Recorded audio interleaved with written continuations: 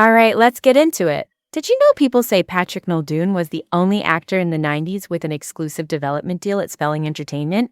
Big claim, big T. We're unpacking it today. I'm Emma, and I'm totally intrigued today. The receipts on this one are wild. So picture this, Patrick Muldoon, actor, producer, musician, born in the late 60s in San Pedro, California. Very coastal, very cinematic. You know him as Austin Reed on Days of Our Lives, the villain Richard Hart on Melrose Place, and Xander Barkalow in Starship Troopers, that cult sci-fi from director Paul Verhoeven, who is this legendary Dutch filmmaker known for sharp, satirical genre swings. Muldoon is like peak multi-hyphenate energy, TV, film, music. He did all of it and he did it for decades. Let me set the scene with a little personal chaos.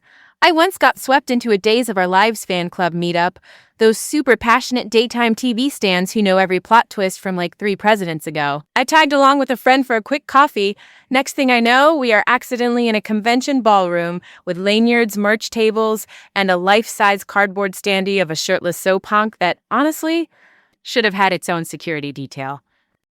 Then the stakes get hilarious. I am trying to blend in, nodding like, yeah, totally, Salem, iconic. Someone taps my shoulder and goes, you're up next for the panel. I'm like, excuse me. They thought I was a guest. I so cannot. But here we are, 5 minutes to curtain, a mic in my hand, heart sprinting, big yikes.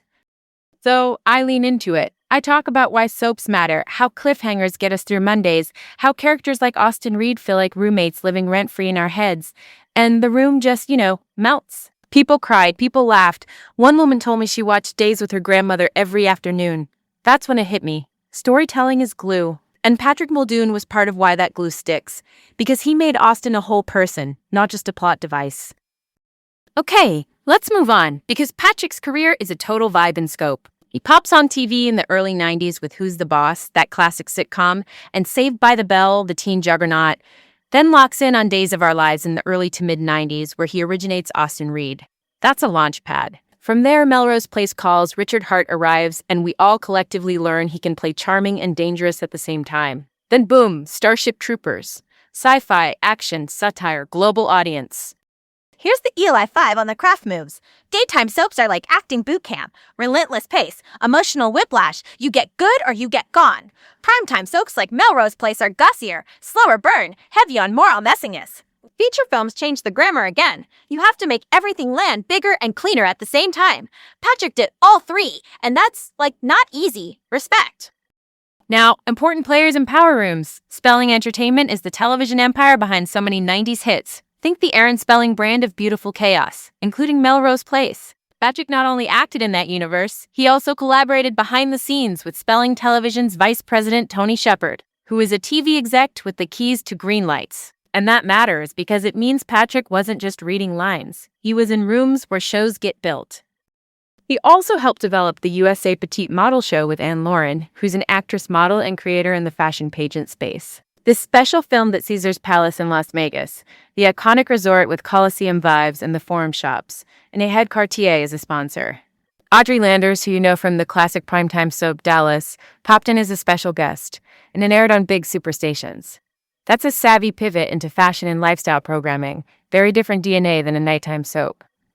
Also, because he is extra in the best way, he did stage 2. He played Edmund in King Lear under Patsy Roddenberry, who is a legendary British voice and theater director.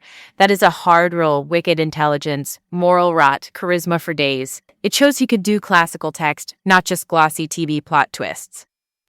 Musically, Patrick fronted the Sleeping Masses. Their song The Woman Is the Way landed in the 2009 film Powder Blue, a moody indie drama, and the music video was shot in Berkshire, England with British director Leon Mitchell. Then the song hit The Hills, the MTV reality juggernaut about fashion, dating, and downtown drama. Cross-media branding 101. You put your music into a show with built-in fandom, and suddenly, you have a new lane.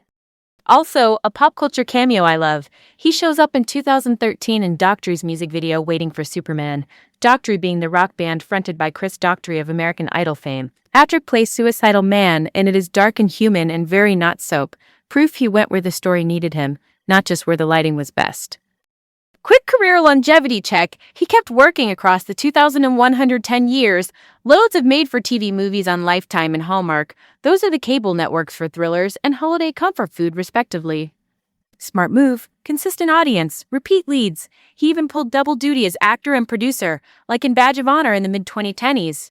Then he leveled up the producing game with executive producer credits on projects like The Tribes of Palos Verdes, an indie family drama, The Card Counter, a slow-burn gambling drama, and Marlowe, a modern noir. That's what a maturing relationship-given career looks like. Oh, and his Days of Our Lives return around 2011 after like a 16-year break? That is a nostalgia mic drop. When a character boomerangs back after that long and fans still care, that's legacy. That's brand power. That's also, frankly, Comfort TV doing what it does best. All right, what's next? The controversial headline. Was Patrick Muldoon truly the only actor with an exclusive development deal at Spelling Entertainment in the 90s? Here's my take.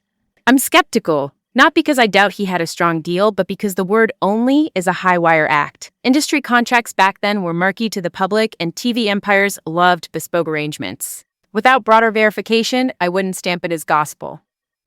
LA5 time, a development deal is like this. A studio says, "We want you on our team. We will pay you to help us create shows or be attached to projects." They get first dibs, sometimes only dibs. For an actor, it's stability and leverage. For a studio, it's talent on retainer. If Patrick had an exclusive version of that, it screams trust, access, and real influence in the pipeline. Whether it was literally unique is the question mark. But even the claim tells you how people perceived his clout in that orbit. Let's dissect this for a sec. The social stakes here are about who gets a seat at the table where culture is made. Actors rarely get to shape the slate, execs do. Patrick straddled that line, actor plus producer plus network collaborator. And that is like the blueprint we see more of now. Performers chasing creative control so they are not just faces on a poster, they're architects of the whole vibe. Lasting relevance check. The music placements, like The Woman is the Way in Powder Blue and On the Hills, keep his name looping through different audiences.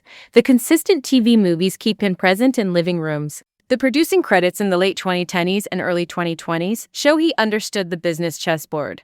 And even into the 2020s, he kept stacking roles. From family adventures to action dramas. A portfolio play that honestly a lot of actors should study. A moment of respect, too. Patrick passed away in 2026 in his late 50s. It is a loss for fans who grew up with him across daytime and primetime, and for the people who clocked how he kept evolving. He even has a posthumous release on the way, and producer credits are still surfacing, proof that the work keeps echoing after we go.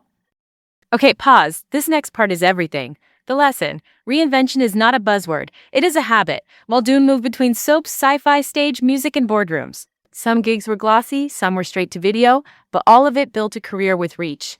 That's not mid, that's strategy. Can't wait to spill the tea on another 90s TV icon with a shocking career pivot next time. You are not ready for who it is, trust me. So, that's the tea, folks. Let's leave it there for now. Later.